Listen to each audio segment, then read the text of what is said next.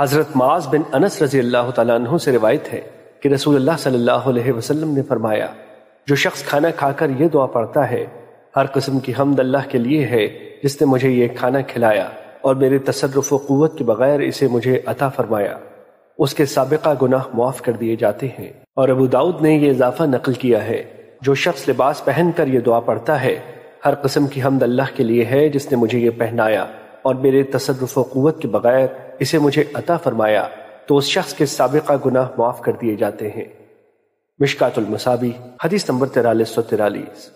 حضرت ابن عمر رضی اللہ تعالیٰ عنہ بیان کرتے ہیں، رسول اللہ صلی اللہ علیہ وسلم نے فرمایا، جو شخص دنیا میں لباس شہرت پہنتا ہے تو اللہ تعالیٰ اسے روز قیامت لباس مذلت پہنائے گا۔